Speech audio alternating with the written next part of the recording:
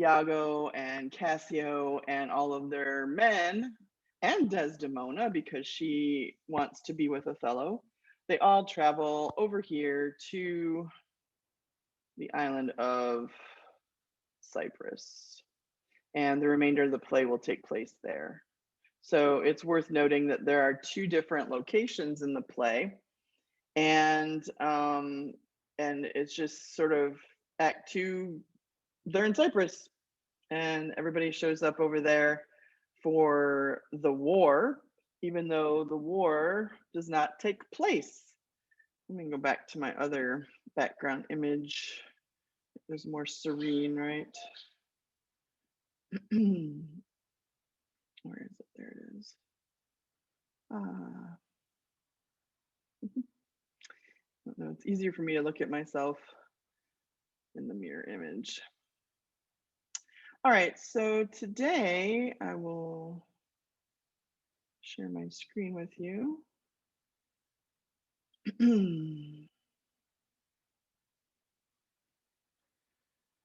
Today we're going to be talking about Act 2 of Othello and going through the study guide for that. I thought maybe first off I would play the film version. Do you like watching the film version? You could put a thumbs up or put it in the chat if you like. I think it's good to help us get a visual, on what's happening in the play and all that good stuff. Nobody cares. I don't have to play it. It sort of takes up 20 minutes of class, so if you don't care, anybody have an opinion? Put a thumbs up if you want to watch the film. Oh, okay. One person. All right. Wow. Okay. Well, I guess we can watch it. The point of watching it is so that we can visualize locations and characters and things like that. Act 2 is fairly short, and I think in the film version that I'm showing you, it's maybe like 22 minutes. So I'll play that, and then we'll go through the study guide and see if you have any questions from the study guide.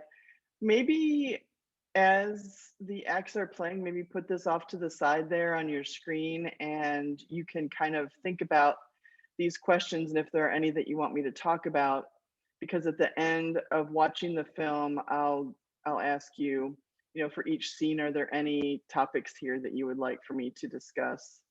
And I will do that. So let me switch over to the not that one. To the film, and play that for you, and then we'll discuss Act 2.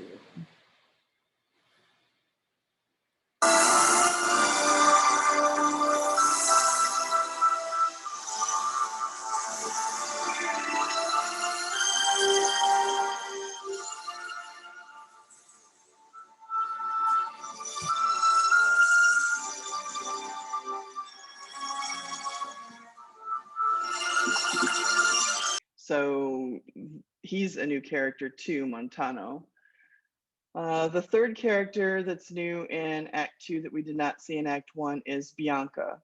Bianca is the lover of Cassio, and she's going to be more prominent in the later acts as well.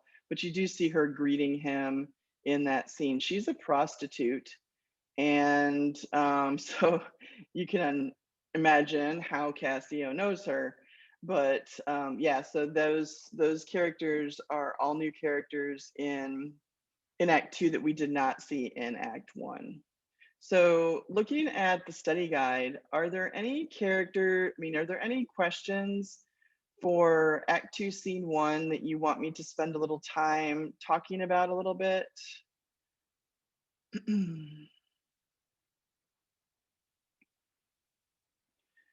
Maybe to help with your notes, etc.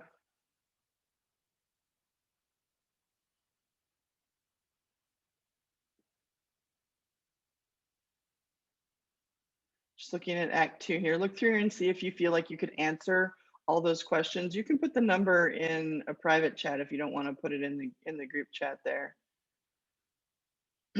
These two should be switched. Switch them. Oh, there.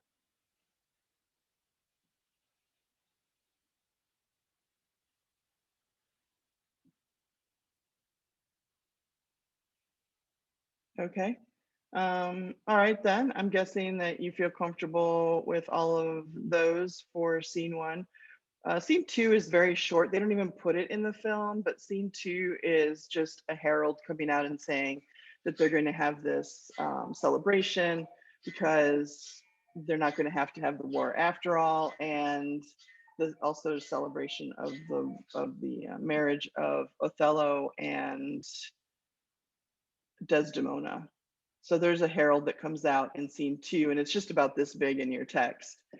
Scene three is probably the most important of all the scenes in this act. Are there any items from scene three that you want me to spend some time talking about with you?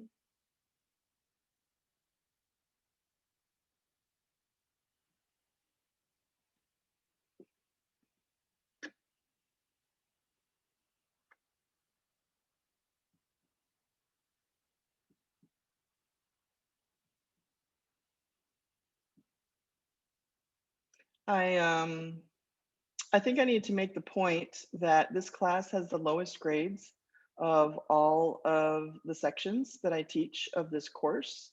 And it's also the section where I get the fewest number of questions. So if you're looking at rank, if you're looking at any of those sorts of things, there are people in other classes that are asking questions, making sure they understand, and doing better on the discussions. So I'm here live to help you and to answer your questions as we go through. I don't know if the reason is because you haven't read and so you don't have questions because you haven't read it, or if you don't have questions because you understand it so well. But if that's the case, we should be doing better on our discussions. So I'll just leave that at that.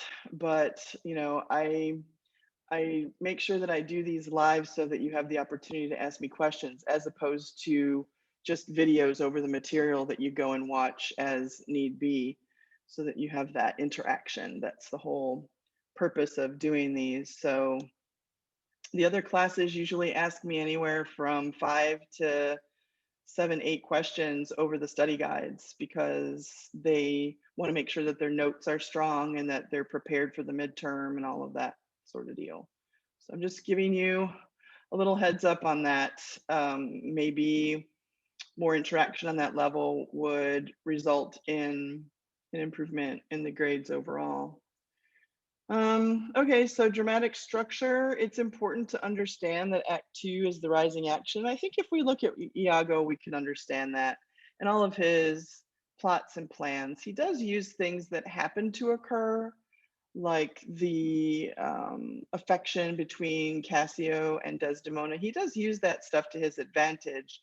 But a lot of the things that happen in Act 2, specifically the fight, are all precipitated by him, and he's the instigator for all of those things. So you can see that the conflicts are being inflamed by him.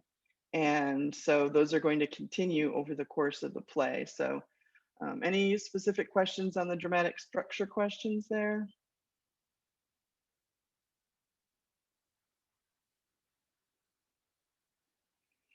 All right. The last thing to be thinking about with all of our acts is the list of key concepts. These 10 concepts are consistent throughout all the acts on the study guides because I want you to be noticing how these different concepts and emotions build and evolve over the course of the play.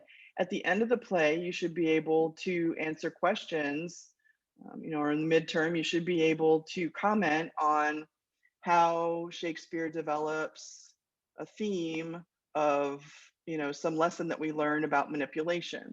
What lesson do we learn and how is that developed in the play? any one of these 10 might pop up on your midterm for you to answer a question like that. And so you need to talk about from beginning of the play to the end of the play, how does loyalty, the concept of loyalty evolve, and what lesson are we supposed to learn about loyalty through the actions of the characters in the play. So are there any here that you want me to talk about specifically for Act 2?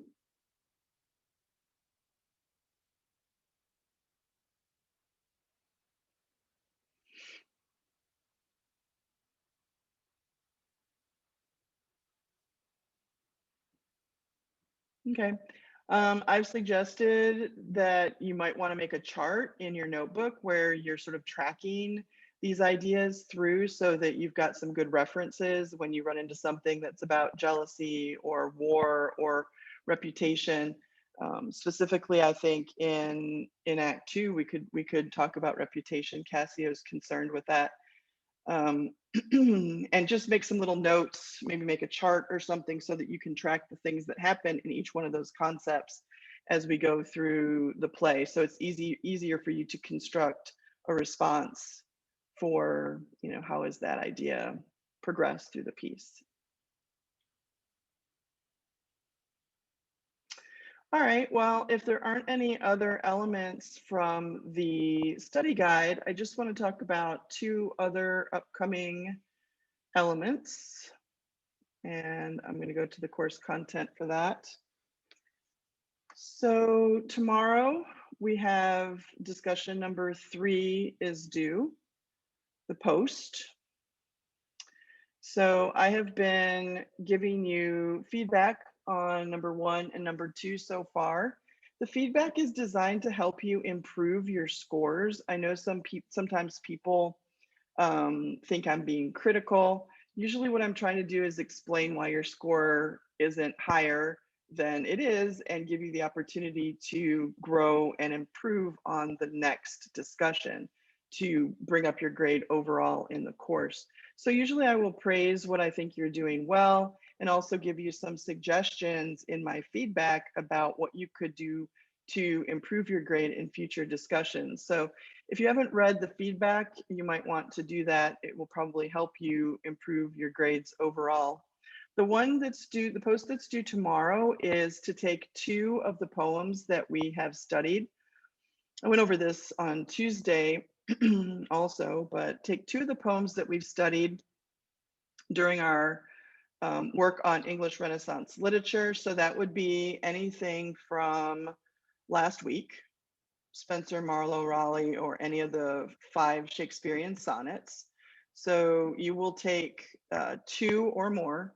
I would say stick to 2 because there's a lot to do with them, and discuss them in terms of style, structure, use of poetic devices, tone, topic, and theme. I'm expecting you to respond to all of those. That's not an options list. So I'm expecting for you to choose 2, identify them, and then go through a compare contrast.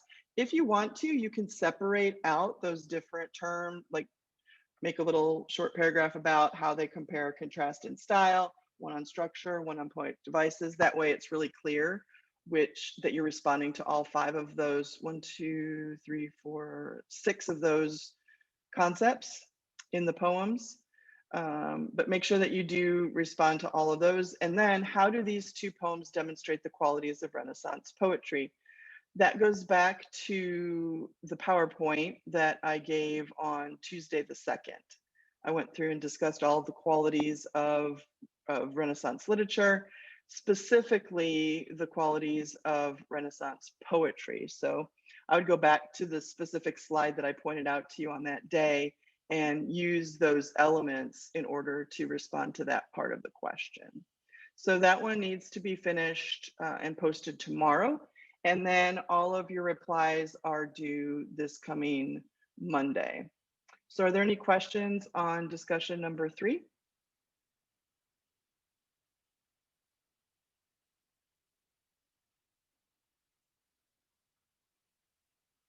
No questions?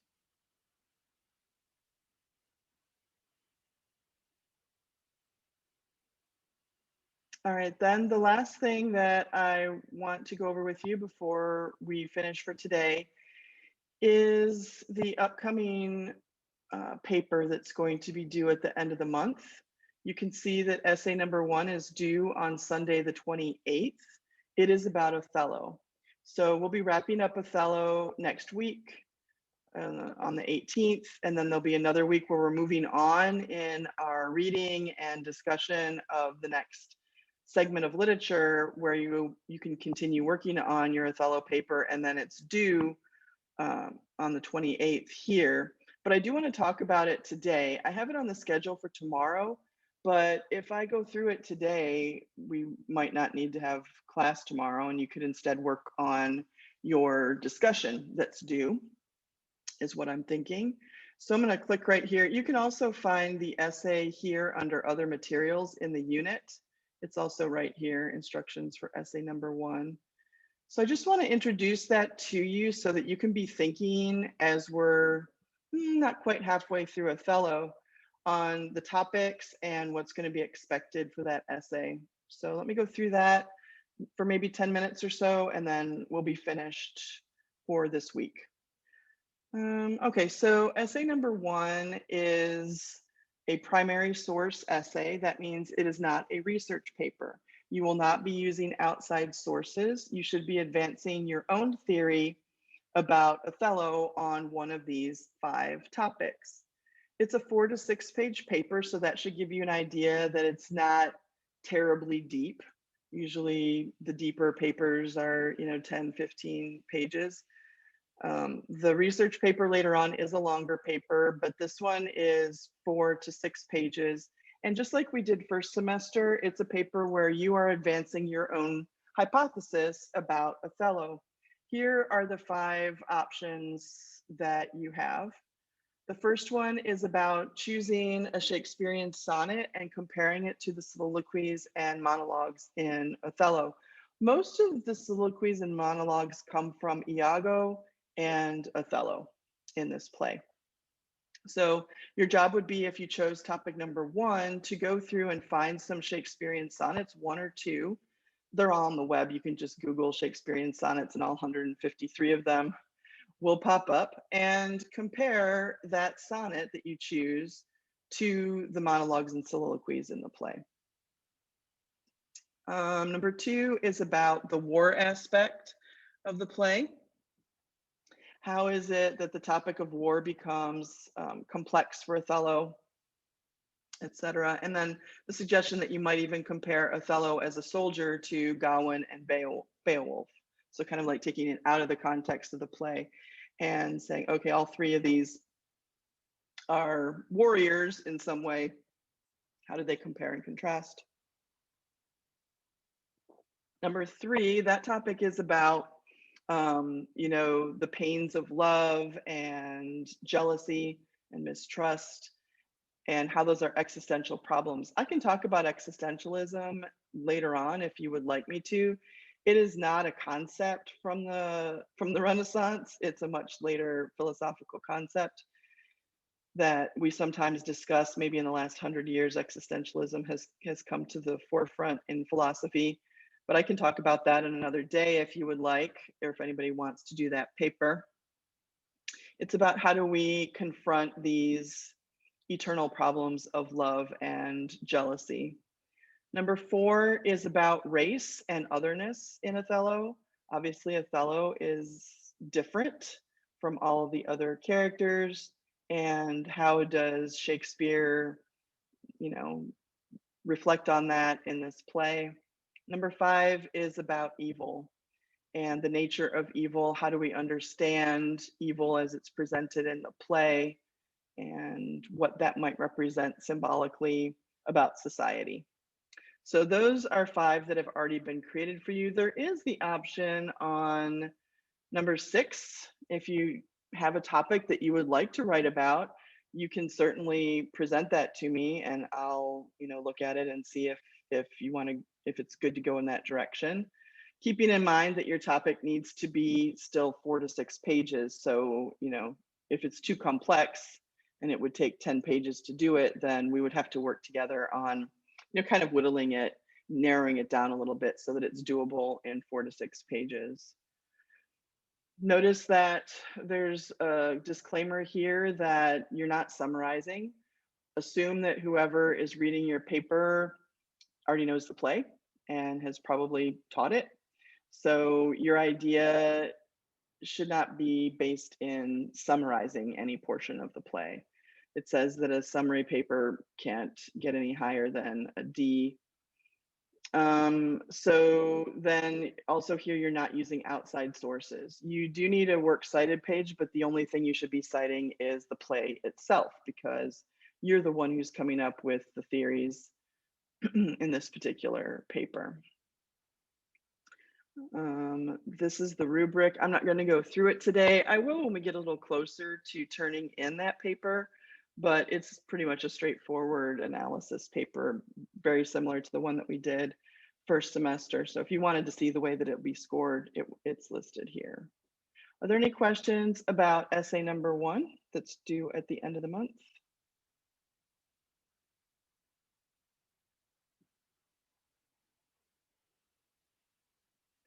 I think you could probably save some time in the future leading into the paper. A lot of people will look at the schedule and they will say, or, like underclassmen, undergraduates will look at it and say, okay, well, I'm not going to worry about that paper until this week when I'm done with Othello. We're going to be starting Paradise Lost, which is a challenge to read. So what I would do is I would kind of be thinking about those topics as you're reading Acts 3 and 4 for Tuesday, and Act 5 and finishing up the play on Thursday next week, and maybe starting to decide which one of those questions would be good, maybe even make some notes. For example, if you are, where's the essay topics? If you think, okay, well, there's this war concept, the love and jealousy concept, the race, and the qualities of evil, if I'm thinking about those, they actually go with some of those topics that I gave you on the study guide, then maybe I note certain key scenes and can jot down some places to go. I can save myself some time when I'm working on the paper by already having some preliminary list or something of elements in the play that would help me to answer that question. So, you could wait until, that weekend or that week if you want to. But I would say as you're reading it, you just get to go back and reread then, and that's going to take you double time. So I would say as you're reading, kind of keep an eye on those things, and it will help you narrow down which topic that you're interested in writing about, and it will also help you prepare to write the paper on that topic if you keep those ideas from the essay in the forefront of your mind. All right, so that's my advice to you on the paper. Next time I see you, we do not need to have class tomorrow. I'll be available if you're working on your discussion post and you want to run it by me or get some feedback. I'll just email me and I'll be glad to respond. I mean, I'm working tomorrow. It's just, I don't think that we need to have class because I've already taken care of all of the things that I was going to discuss tomorrow in today's class period. So next time I see you will be Tuesday, the 16th.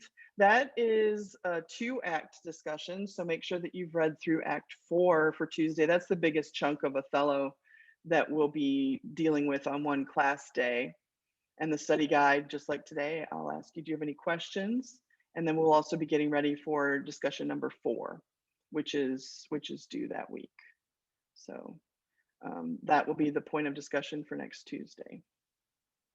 Any questions on what you should be working on or reading, preparing, all of that?